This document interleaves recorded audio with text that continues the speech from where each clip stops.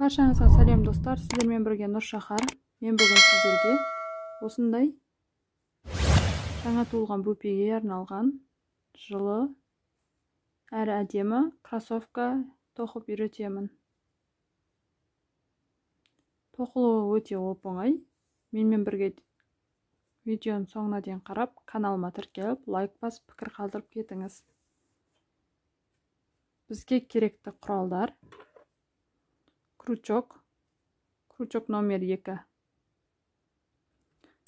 және де қайшы, және де осындай сантиметрлік.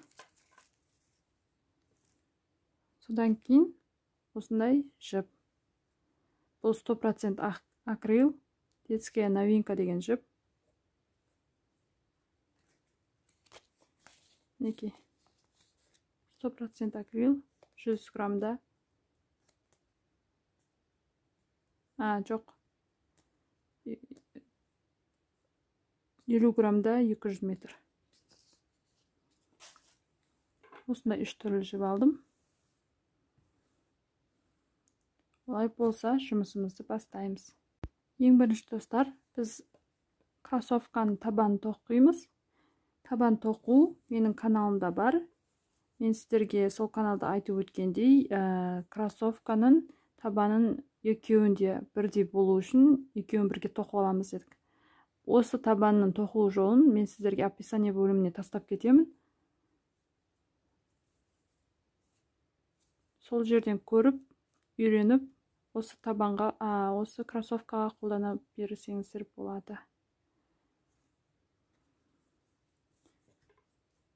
Бізге сантиметрлікті осы жерде керек.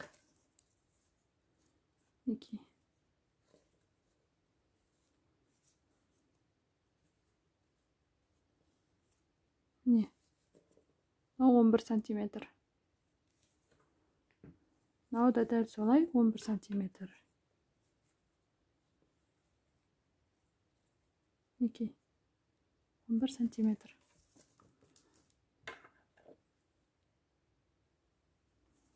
Енді жұмысымызды бастаймыз. Неке достар, мынау бізде оң беті, мынау теріс беті. Теріс беті ішіне қарайды да, оң беті сыртына қарайды. Мінекей. Осылай қаратамыз.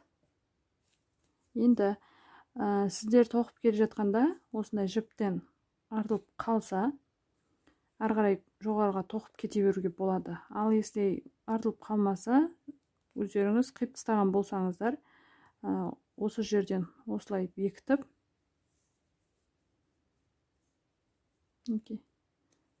үшке көтерілеміз. Одан кейін крючокты жіптіріп, мына қараңыздар, мына жерде тұрған петля бар ғой, соның 1-2 тұр ғой, мынау ішкі жақ беті, сырты ішкі. Соның только сырт жағынан тоқып шығамыз. Іш жағынан тоқып шығамыз. Неке осылай.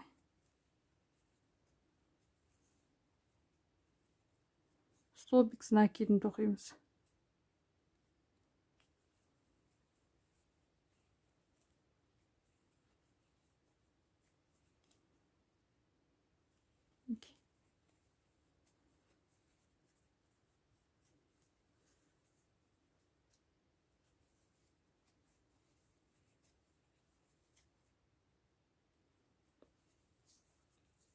Дәл осылай айналдыра столбик знакидін тоқып шығамыз. Мінекей, бірінші қатарымыз біз.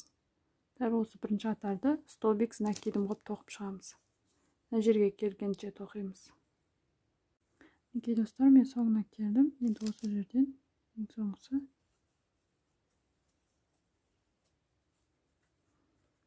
Енді осы жерде ең бірінші көтерген 3 воздушныйдың үшіншісіне осылай біріктіреміз да, тағы да 3-ке көтереміз. Осы жерден достар, міне алды арты деген узор болады бізде. Сол алды арты деген узорды көрсетемін. Алды арты деген мінекей крючокқа жіптіреміз да, осылай алдынан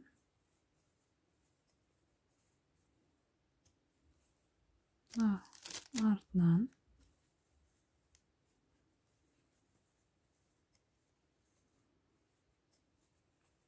алдынан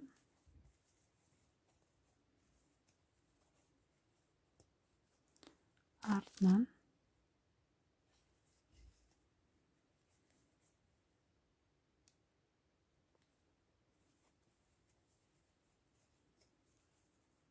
алдынан ішінен сыртынан деген ғой. Мынау ішінен мынау сыртынан.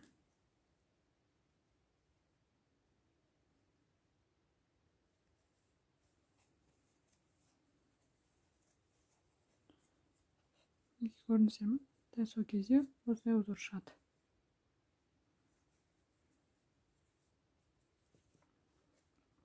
Неге бізде екі қатар сондай? Бірінші қатар жаңағы столбик знак кидім, екінші қатар осы узормен. Үшінші қатар жасылмен, одан кейін сұрмен. Мен мынаны тоқып алам. Мына жерге дейін тоқып алам. Мына жерге дейін тоқып алам. Мына жерге дейін тоқимын. Содан кейін жалғап, келесі үшінші қатарды көрсетемін.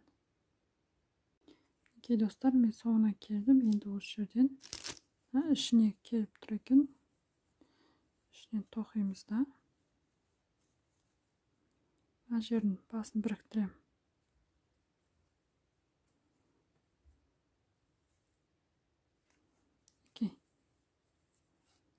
Осылай біріктіріп алдым. Назар, өте әдемі болмадыр. Енді осы жерден сұр жіпті қиып тастамаңыздар, өйткені пинетка түйін болады, сонымен баланың аяғына батады, сол үшін ол тұра берсін сол жерде.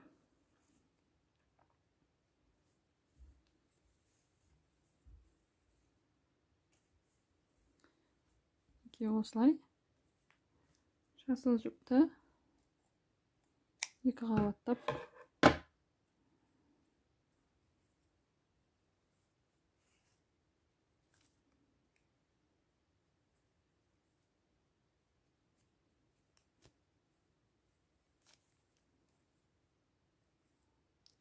мына жағын тартып тұрамыз да, қолымызға іліп, қолымызға не тұрамыз да, мынаны осы жерден үш воздушный көтеріп, мына сұрды тарттым, жасыл тарттым. Енді осы жерден мына сұр жіпті қолымызға ілеміз, міне. Осылай іліп аламыз да. Сол жерде тұра береді ол жіп. Сол жерде қалады. Ал мына жасыл жіпті қосып тоқып жүреміз бірге. Осылай. Оны дәл солай алдыңғы қатардай бірдей қылып, алдын ішінен сыртынан қылып тоқып шығамыз. Мына жасыл жіпті жасырып кетеміз міндетті түрде.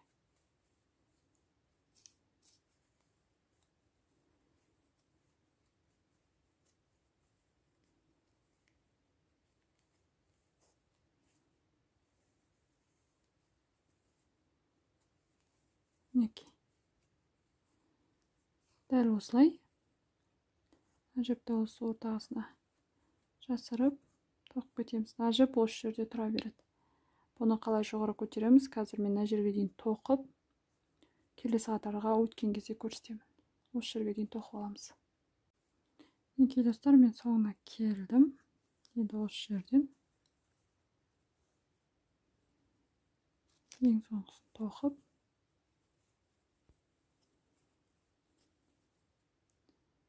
тұрған үшіншінің жалғаймыз да. Осы жерден бізде жасыл жіп тоқылуы бітті, сондықтан қиып тастаймыз.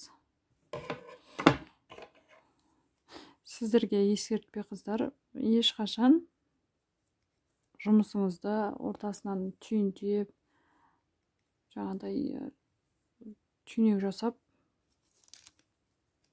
әдемі болып тұрған дүниеңізді құртпаңыздар. Неке осылайынан, осылар арасында қосып жүреміз. Ол никак шығып, сөгіліп кетпейді. Жаңа айтқанымдай, не осы жерден сұр жіпті осылай іле саламыз. Жасыл жіпті тартып, үшке көтерілеміз. Мынаны міндетті түрде арасына жасырып кетеміз. Артық жіптерді қиып тастаңыздар. Бұл да жасырынған, ұштары шығып қалған жіптер ғой. Осыларды қиып тастаңыздар. Енді міне дәл осылай бір қатар тоқып боламыз да, содан кейін көкке келген кезде тоқтаймыз. Көкті көрсететін болам. Мінеке мен мына жерге келдім. Көкті бастап кеттім. Енді қараңыздар, дәл ортасынан осылай бөлеміз да, бөлгенде өстіп бүктейміз да. Осылай бүктеп, дәл ортасын белгілеп аламыз. Неге дәл ортасына жер тұр ғой.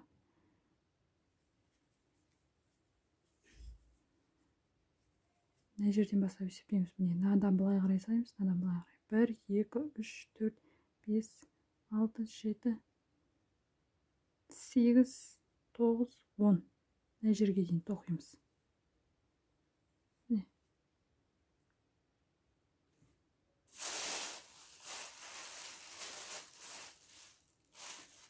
Мына жерге бір уақытша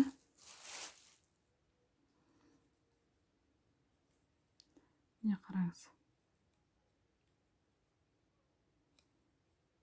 Мен екеуін тоқим, одан кейін мына жер тоқим. Мен өзім көзіме іліктіріп белгілеп алдым. Сіздер өздеріңіз белгі қадап алсаңыздар болады, шатасып кетпеу үшін.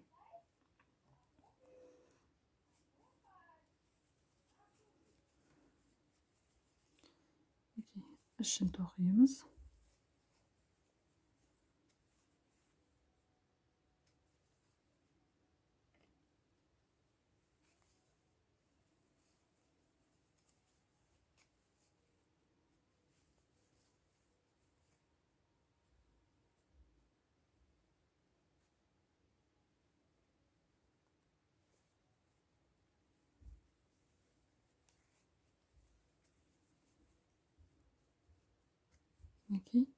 Енді осы жерден бастап қысқартамыз. Қысқарту дегеніміз мына тұрған аяқ киімді алдын кіргізіп қысқарту. Ол үшін міне мындай ерек алды артымен емес, столбик знак кетумен тоқып шығамыз. Міне біреуін шығардық та, енді екеуінен шығармай крючокқа жіптіріп, келесінен өткізіп, екеуінен бір шығарамыз да, крючокта 3 петля, сол 3 петляны бірге шығарамыз. Қысқартуды өздеріңіз біліп қалған шығарсыздар енді. Дәл солай қысқартамыз. Міне 1,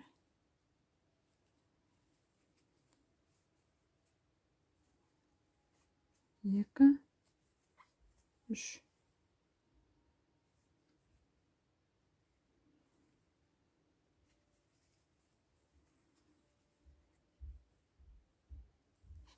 Мен жаңа не үшін 10 санап алдым. Келесі бетінен де дәл солай 10 столбик үстінен өтеміз. Вообще бізде мынандай қысқартылған петлядан 10 болу керек. Мына жақтағы 10-ды қысқартқанда 5-еу, мына жақтағы 10-ды қысқартқанда 5-еу. Сонымен бәрін қосқанда 10 болады. 3-еу.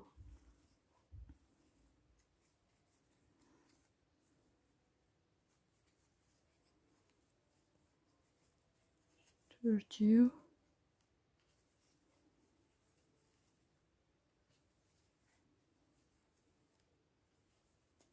5-еу.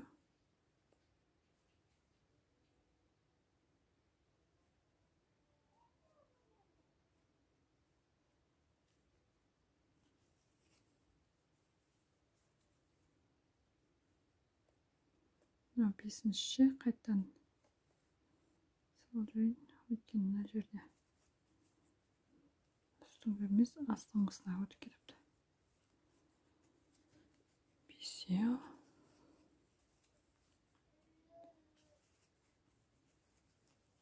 алтау,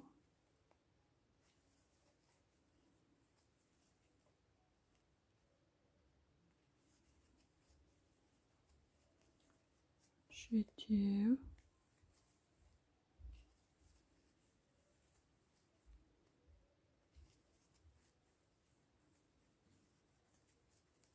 сегіз,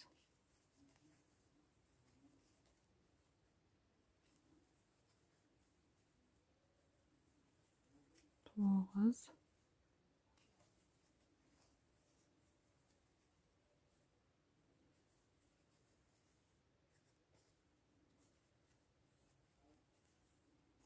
он.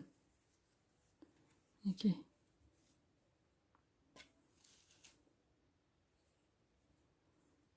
Он тоқыдым. Енді келесін ішінен тоқимыз.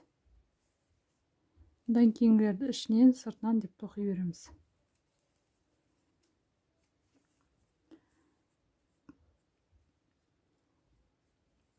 Мына жерге дейін тоқып, одан кейін келесі сұр цветпен мына жерге дейін, қысқартқан жерге дейін тоқимыз. Осы жерге дейін тоқып аламыз сұр цветті. Неке достар, мен қысқартқан жерге дейін келдім. Енді осы жерден тағы да қысқартамыз. 10-ды 5-ге дейін қысқартамыз.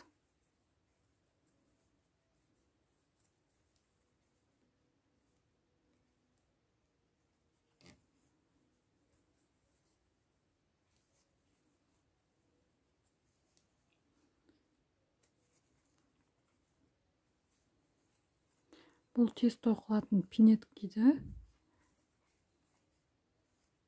кішкентай енді туған сәбилерге кигізуге арналған.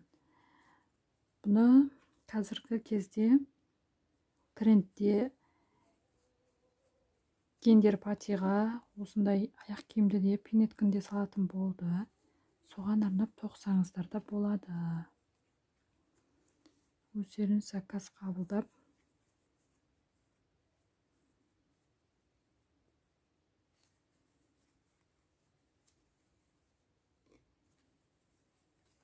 тоқып сатсаңыздар өте әдемі, ерекше дүние.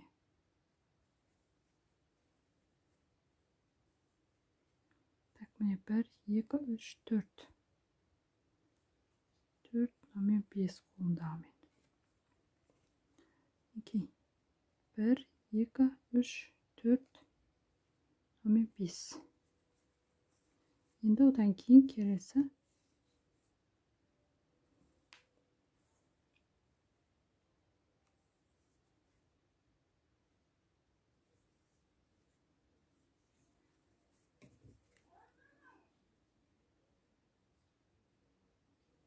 одан кейінгіні осылай бір столбымызын накидмен тоқимыз. Одан кейінгісін осылай алдымен артын тоқшамыз, алдынан артынан деп. Ішінен сыртынан тоқылатын узор тоқып шығамыз.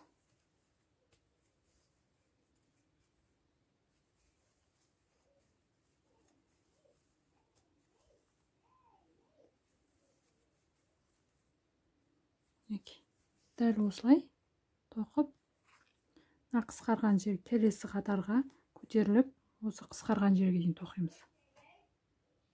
Неке, мен мына жерге дейін тоқып болдым. Енді мына жерден бастап қысқартамыз.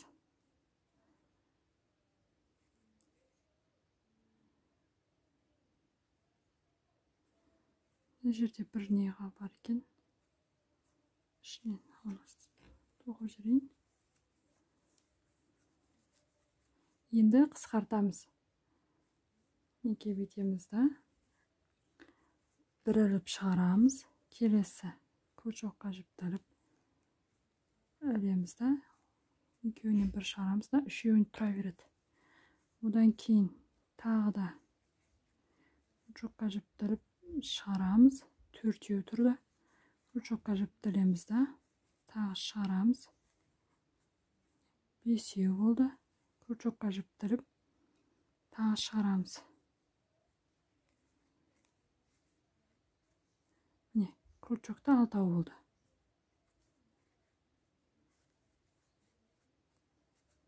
Енді дәл осы 6-ын бірге шығарамыз.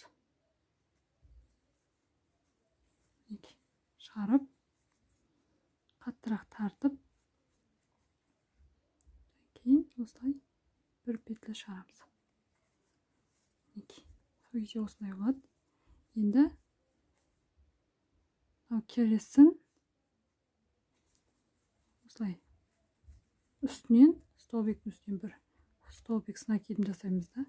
Одан кейінгілерді үсті, сырты іші қылып тоқимыз. Артын алды қылып тоқимыз.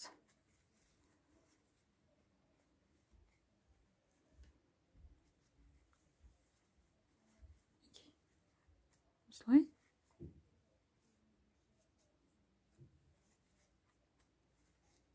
Міне, бізде бұл ең соңғы қатар. Көрдіңіздер ғой? Астында осылай. Ең соңғысын осылай қалдырғанбыз. Дәл осылай тоқып,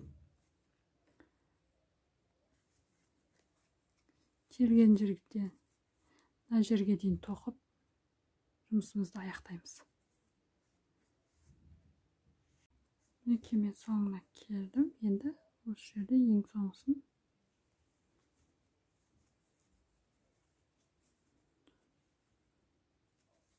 осылай тоқып, ең бірінші басымен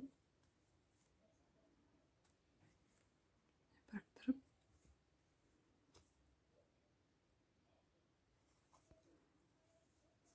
бір накид жасап жұмысымызды аяқтаймыз.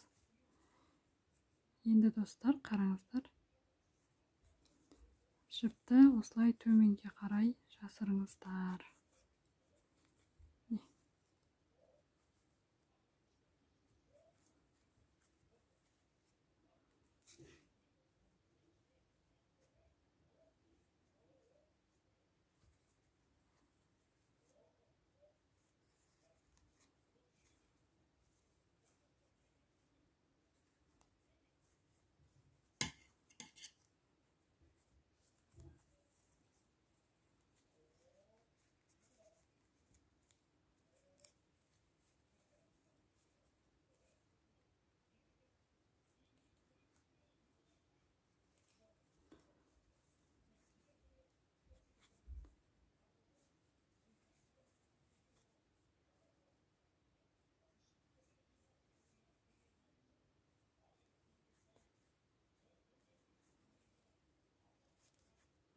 Мінекей ұшын осылай жасаймыз.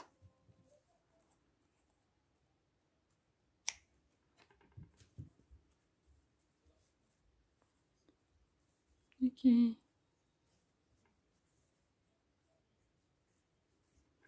Жұмысым аяқталды. Енді бауын жасаймыз. Бауын жасау үшін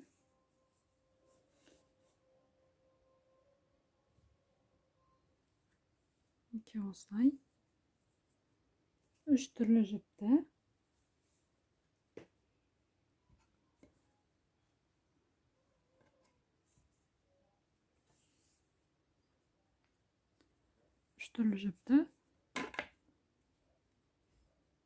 бірге өткізіп воздушный петля тоқимыз.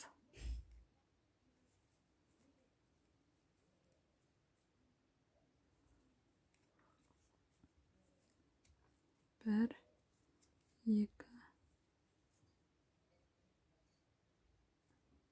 үш. Дәл осылай 90 воздушный тоқимыз. Мінекей мен 90 тоқыдым. Енді осы жерден бір воздушный іліп, үшеуін де қиып тастаймыз.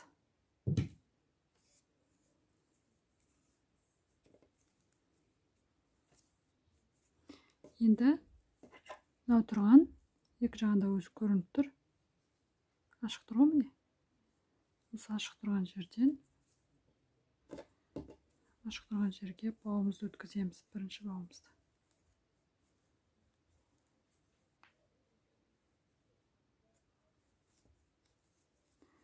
Ой, петляға емес, ортасында.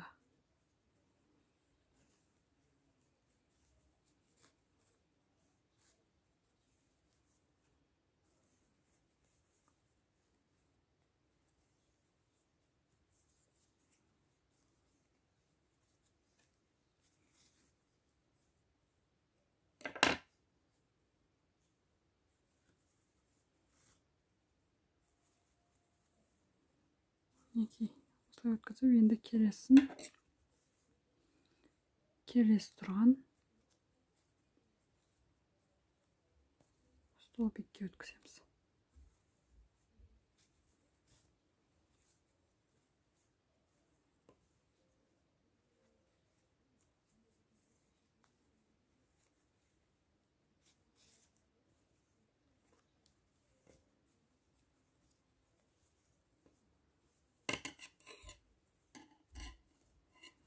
Бауын алып тастап кеуге де болады, бірақ та кішкентай балдар қимылдап жатады ғой, сол кезде аяғына шешіліп қалмау үшін байлап қойған дұрыс.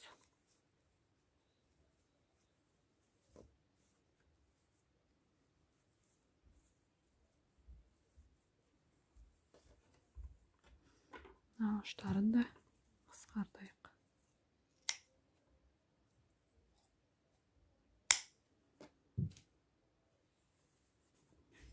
Мінекей.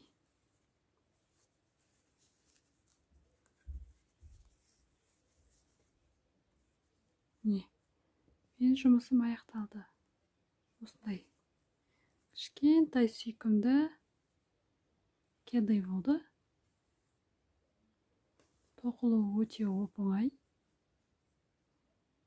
Менімен бірге болып, тоқып үйреніп, балапандарыңызды қуантып жүріңіздер. Менде әлі көптеген видеолар болады, сол үшін каналыма тіркеліп, қоңыраушаны басып қойыңыз. Келесі видеода жүздескенше сау болыңыздар.